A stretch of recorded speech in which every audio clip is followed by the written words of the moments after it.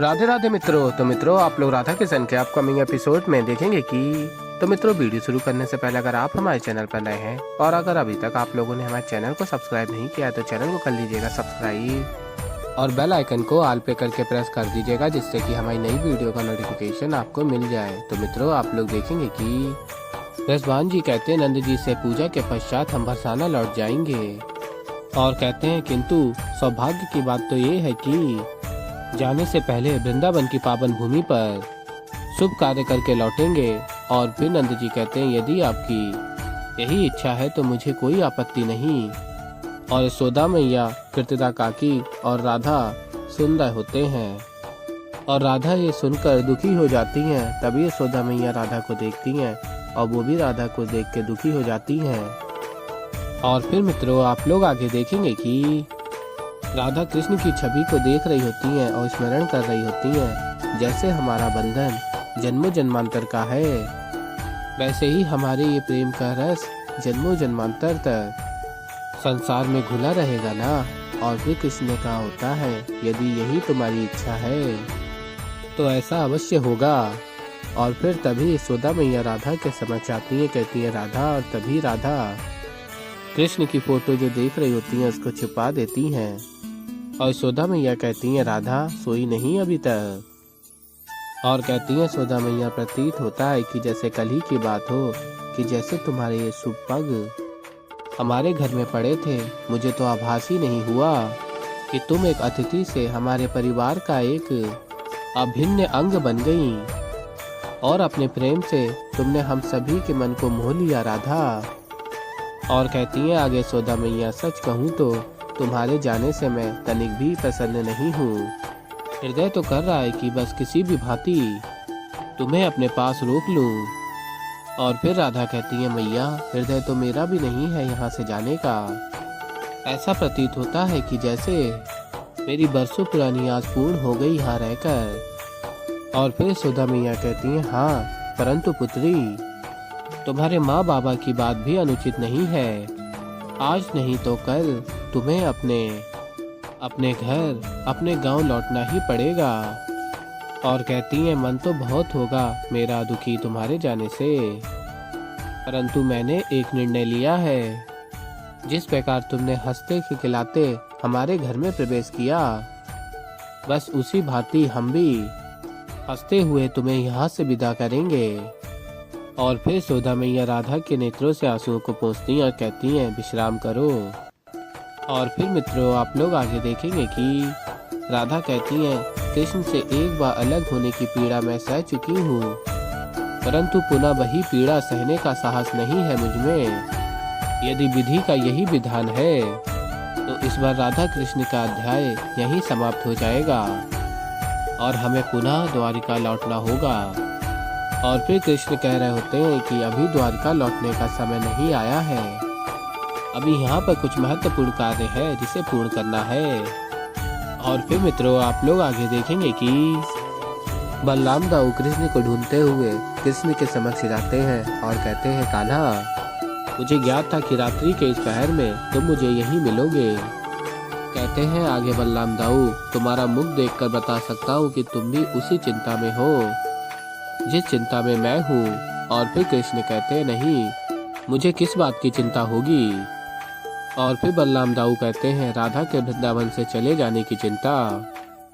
और फिर बलराम दाऊ आगे बताते हैं कृष्ण को रसवान काका ने कहा है कि इंद्रदेव की पूजा के पश्चात वो सब परिवार वृंदावन से चले जाएंगे। और कहते हैं क्या राधा के वृंदावन से चले जाने की कोई चिंता नहीं है तुम्हें। और फिर कृष्ण कहते हैं इस बात की बहुत चिंता है मुझे समझ में नहीं आ रहा कि मैं क्या करूं, निंद्रा भी नहीं आ रही मुझे। और फिर बलराम दाऊ कहते हैं वह राधा भी दुखी है इसी बात से। और फिर कृष्ण कहते हैं राधा के दुख का आभास है मुझे दाऊ, किंतु मैं भी द्वारका नहीं लौट सकता, यही नियति है। अभी तो वृंदावन के 2 बड़े अध्याय शेष हैं। और फिर बलराम दाऊ पूछते हैं कौन सा अध्याय कान्हा। और कृष्ण बताते एक अध्याय तो आरंभ हो भी चुका है। और फिर मित्रों, आप लोग आगे देखेंगे कि अष्ट सखियां राधा से कहती हैं राधा, हमने जो सुना है क्या वो सत्य है। तुम पूजन के पश्चात वृंदावन से चली जाओगी। और फिर राधा कहती हैं, मुझे कल के संदर्भ में कोई बात नहीं करनी, चलो पूजा की तैयारी करते हैं। और फिर आगे आप लोग देखेंगे कि गुरु कहते हैं गौ माता से, हे गौ माता, आशीर्वाद दीजिए हमें कि हम इंद्रदेव की पूजा संपूर्ण विधि विधान के साथ संपन्न कर सकें, ताकि इंद्रदेव की दृष्टि वृंदावन पर सदैव बनी रहे। और फिर आगे आप लोग देखेंगे कि इंद्रदेव कहते हैं, मात्र एक आकाशवाणी से ही इन वृंदावन वासियों के हृदय में भय उत्पन्न हो गया। अब हर संभव प्रयास करेंगे कि मेरी पूजा में किसी भी प्रकार की त्रुटि ना हो। और फिर तभी देव ऋषि नारद मुनि वहाँ प्रकट हो जाते हैं और कहते हैं, नारायण नारायण। देवराज इंद्र, क्या बात है, इतनी प्रसन्नता का कारण क्या है? और फिर इंद्रदेव बताते हैं, मेरी प्रसन्नता का कारण मेरे भक्त हैं, जो न केवल मेरी महानता से परिचित हैं, अपितु वो मुझे प्रसन्न करने हेतु अपार प्रयास करते हैं। और फिर नारद मुनि कहते हैं, एक देव को क्या चाहिए, केवल एक सच्चा भक्त। किंतु देवराज, कभी कभी ऐसे भी भक्त होते हैं जिनकी पुकार हमें सुनकर भी अनसुना करना पड़ता है। और फिर इंद्रदेव कहते हैं, आप किसकी बात कर रहे हैं देव ऋषि? और फिर नारद मुनि कहते हैं, नारायण नारायण, जाने दीजिए देवराज, किंतु आप ये बताइए कि ऐसे कौन से भक्त हैं जो प्रभु को इतना प्रसन्न करने का प्रयास कर रहे हैं। और फिर इंद्रदेव बताते हैं, वृंदावन वासी, उनके हृदय में मेरे लिए अपार सम्मान है।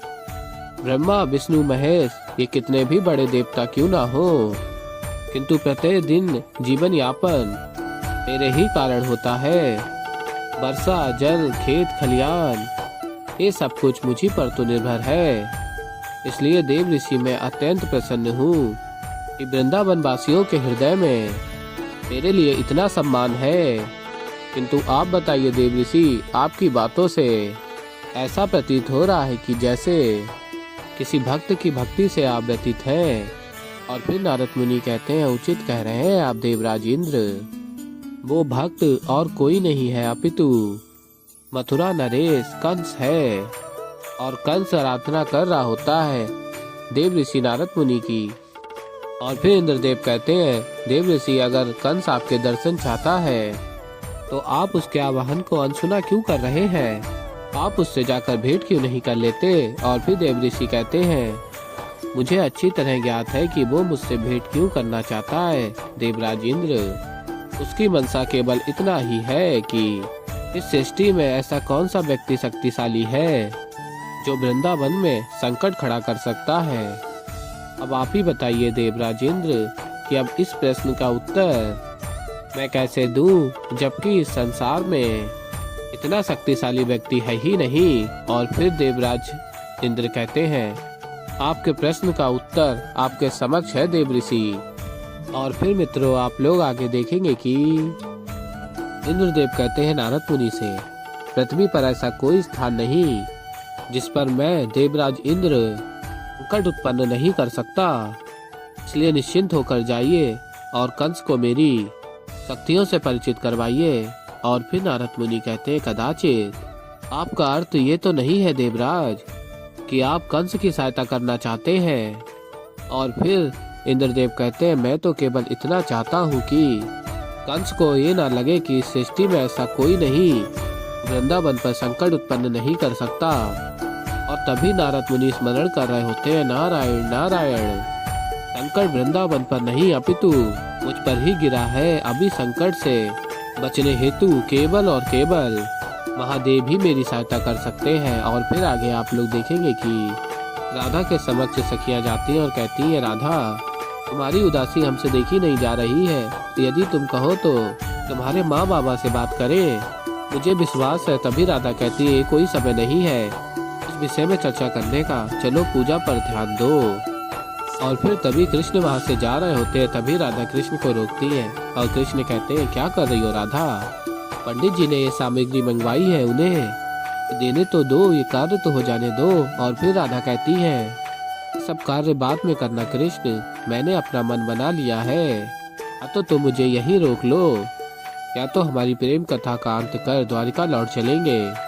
और फिर कृष्ण कहते हैं अंत करना है तो अपने क्रोध का करो, मुझे बताओ कि हम द्वारिका कैसे लौट सकते हैं, जबकि यहाँ कितने महत्वपूर्ण कार्य शेष है। और फिर राधा कहती है कल पूजन तक का समय है तुम्हारे पास कृष्ण, या तो इस समस्या का समाधान निकाल कर तुम मुझे यहीं रोक लो, अन्यथा तुम्हें मेरे साथ द्वारका चलना ही होगा।